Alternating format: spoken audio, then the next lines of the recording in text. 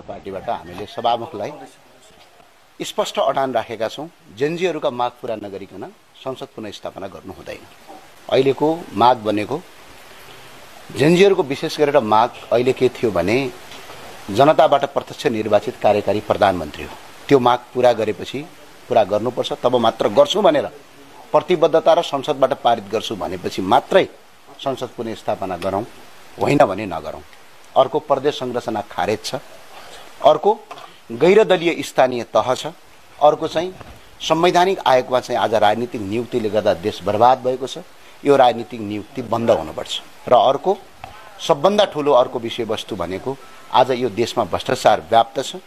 भ्रष्टाचारका लागि नीति नियम र ऐन कानूनहरू संविधानका केही धाराहरू बाधक छन् र ती धारालाई परिमार्जन गर्ने संसदबाट प्रतिबद्धता नहुँदासम्म, अहिले जेनजीका मागहरूको प्रतिबद्धता पूरा गर्छु नभन्दासम्म संसद पुनः स्थापना गर्ने कुरा चाहिँ अगाडि नबढाउँ भनेर हामीले राखेका छौँ। र अर्को कुरा यसमा अर्को एउटा कुरा, अर्को सबभन्दा ठूलो कुरा आज सबै देशभरिका जेनजी युवा पुस्ताले र अब भावी पुस्ताहरूले विचार गर्नुपर्ने कुरा नेपालको संविधानमा के व्यवस्था छ भने 18 वर्ष उमेर पूरा गरेको मान्छेले भोट हाल्न पाउँछ तर उम्मेदवार बन्न पाउँदैन।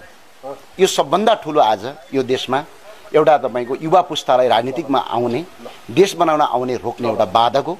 त्यो भए हुनाले उमेर हकबन्दी घटाउनु पर्यो। 18 वर्षमा भोट हाल्न पाउँछ तर 25 वर्ष पुगेपछि मात्रै अहिले के गर्न पाउँछ भने अहिले उम्मेदवार बन्न पाउने नेपालको संवैधानिक व्यवस्था छ। यो खारेज गर्ने प्रतिबद्धता चाहिँ सभामुखले गर्नुपर्छ भन्ने छ।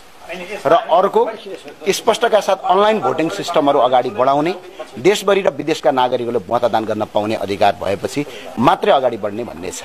अरु केही छ? ल अब मैले चाहिँ के भन्न बुझेँ भने यो संसदले चाहिँ जुन विघटन गरेको हो र संसद स्थापना हुन्छ हुँदैन भन्ने कुरो संसदले कार्यान्वयन गर्ने हो र अहिले।